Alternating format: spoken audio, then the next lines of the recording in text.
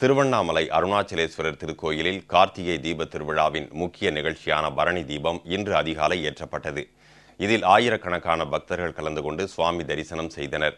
திருவண்ணாமலை அருள்மிகு அருணாச்சலேஸ்வரர் திருக்கோயிலில் கார்த்திகை தீப திருவிழாவின் 9ஆம் நாளான நேற்றிரவு உண்ணாமுலையம்மன் உடனாகிய அண்ணாமலையார் கைலாச வாகனத்திலும், பராசக்தி அம்மன் காமதேனு வாகனத்திலும், பின்னர் பஞ்சமூர்த்திகள் ஒன்றன் பின் ஒன்றாக 4 மாட வீதிகளில் வான வேடிக்கையுடன் உலா வந்து பக்தர்களுக்கு அருள்பாலித்தனர். இன்று அதிகாலை சுவாமி, அம்பாள் மற்றும் பஞ்சமூர்த்திகளுக்கு சிறப்பு அபிஷேக ஆராதனைகள் நடைபெற்றன. பின்னர் அதிகாலை 4 மணிக்கு கோயில் கருவறை முன்பு உள்ள பிரதோஷ நந்தி சிலை அருகே சிவாச்சாரியார்கள் வேத மந்திரங்கள் முழங்க பரணி தீபம் ஏற்றப்பட்டது.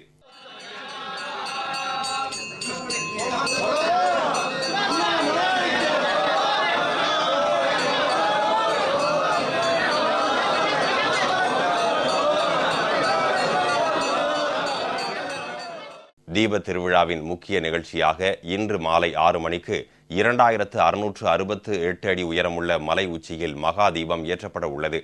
தமிழகம் உட்பட பல்வேறு மாநிலங்களிலிருந்து லட்சக்கணக்கான பக்தர்கள் திருவண்ணாமலைக்கு வருகை தந்த வண்ணம் உள்ளனர். இதற்காக தமிழக அரசு சார்பில் சிறப்பான ஏற்பாடுகள் செய்யப்பட்டுள்ளன.